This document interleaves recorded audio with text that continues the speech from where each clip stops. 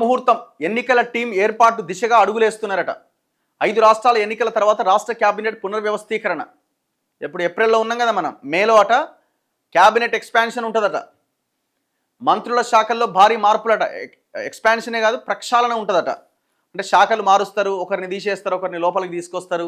ఇప్పుడు మిగిలిన 2, 3 ఇంకా మంత్రి పదవులు ఉన్నాయి కదా, వాటిని భర్తీ చేస్తారట. ఇవన్నీ చేయబోతున్నారట. పలు కీలక శాఖల్లో కూడా మార్పులు ఉంటాయట. ఒకరిద్దరిని తప్పిస్తారనే ప్రచారం ఉందట. బీసీ కోటాలో డిప్యూటీగా పీసీసీ చీఫ్కి వచ్చే అవకాశం ఉందట. ఎవరికి? మహేష్ కుమార్ గౌడ్ని కూడా క్యాబినెట్లోకి తీసుకునే అవకాశం ఉందట. అది జరిగే అవకాశాలు ఎక్కువగా కనబడుతున్నాయి. పొన్నం ప్రభాకర్కు టీపీసీసీ చీఫ్ పదవి ఇస్తారట. పార్టీ ప్రభుత్వ పదవుల్లోనూ భారీ ప్రక్షాళన ఉండే అవకాశం ఉందట. అంటే పొన్నంకి పీసీసీ ఇచ్చి మంత్రి పదవి తీసేస్తారా? మహేష్ కుమార్ గౌడ్కి ఇస్తారా? మరి ఎందుకు? కారణాలు ఏంటి? ఏం జరిగింది?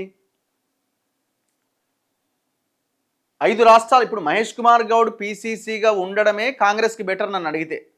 మహేష్ కుమార్ గౌడ్ను పీసీసీగా కొనసాగించడమే కాంగ్రెస్కి బెటర్.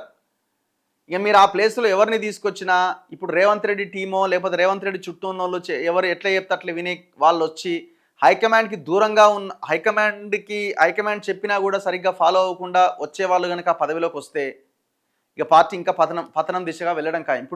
ఇప్పుడున్న మహేష్ కుమార్ గౌడ్ కొంత మీనాక్షి నటరాజన్ ఆధ్వర్యంలో, హైకమాండ్ ఆధ్వర్యంలో నడుస్తున్నాడు. ఆయన కొద్దిగా లైన్.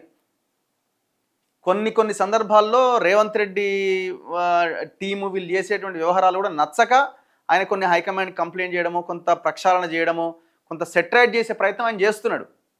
ఇప్పుడు ఆయనను తప్పించి ఇంకెవరికి ఆ ప్లేస్ ఇస్తే పార్టీ ఇబ్బంది పడడం ఖాయంగా కనబడుతున్నది. మరి ఒకవేళ ఆ స్థాయిలో హైకమాండ్కి చాలా దగ్గరగా ఉన్న వాళ్ళని పెడితే ఓకే.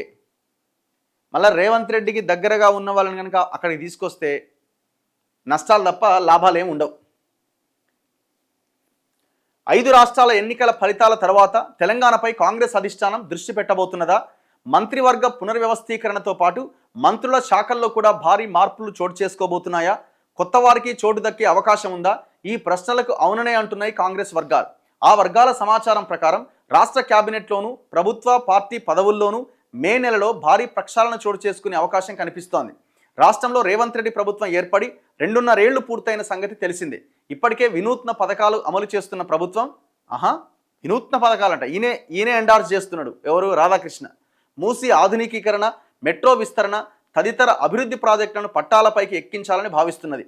వీటికి తోడు సంక్షేమ కార్యక్రమాల మీద కూడా దృష్టి పెట్టింది. ఇక రాబోయే ఎన్నికల నాటికి తమ ప్రభుత్వ ప్రోగ్రెస్ రిపోర్ట్ను ప్రజల ముందు ఉంచాలని కాంగ్రెస్ పార్టీ భావిస్తున్నది.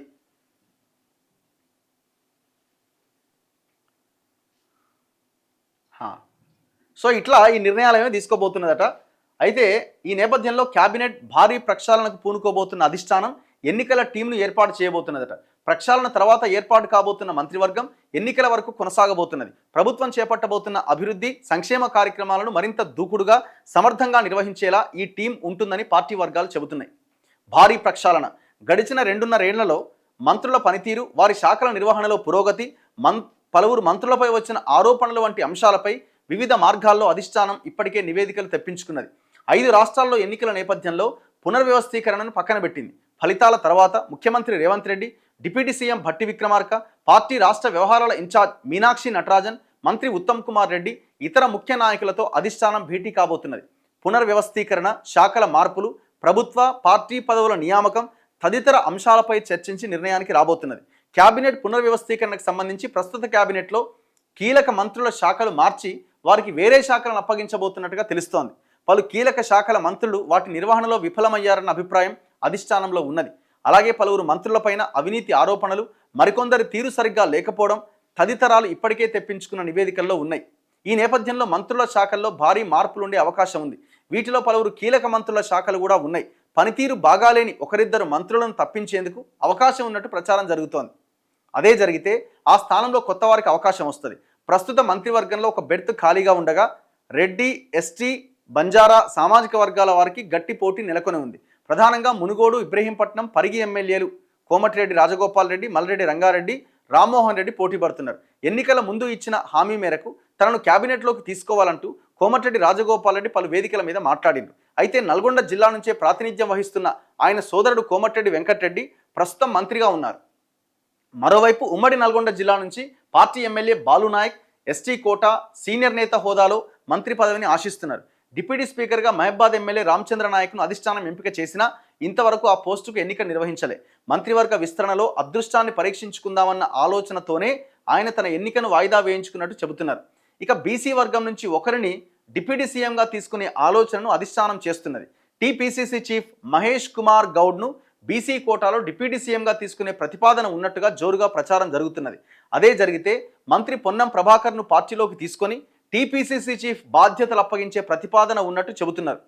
అలాగే స్పీకర్ ప్రసాద్ కుమార్ను మంత్రివర్గంలోకి తీసుకుంటారు అన్న చర్చ కూడా ఉన్నది. అదే జరిగితే స్పీకర్ స్థానంలో ఎవరిని ఎంపిక చేస్తారన్నది ఆసక్తికరమే. వివిధ కార్పొరేషన్ల చైర్మన్ల నియామకంలో కూడా భారీ ప్రక్షాళన ఉండబోతున్నది. టీపీసీసీలో కూడా ఇంతవరకు కొత్త కార్యనిర్వాహక అధ్యక్షుల నియామకం జరగలే.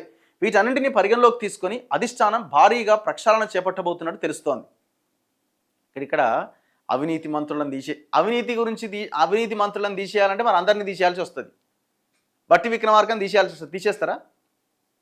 ఆ మైనింగ్ సంబంధించిన దాని పెద్ద ఎత్తున చర్చ జరిగింది కదా, తీసేస్తారా? ఇదంతా ఉత్తదే అండి. నాకు వాళ్ళ లెక్కలు వాళ్ళకి ఈక్వేషన్లు ఒకటే.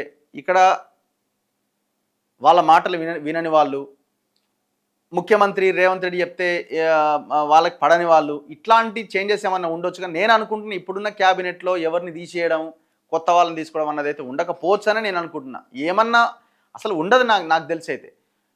ఒకవేళ వీళ్ళు ఏం చేస్తారంటే శాఖలు మారిస్తే మార్చొచ్చు. శాఖల దీంట్లో చేంజెస్ ఉంటే ఉండొచ్చు, కానీ తీసేసి కొత్త వాళ్ళని తీసుకునేంత సినిమా అంత ధైర్యం ఇది చేస్తారని అయితే నేను అనుకుంటున్నాను ఈ సమయంలో.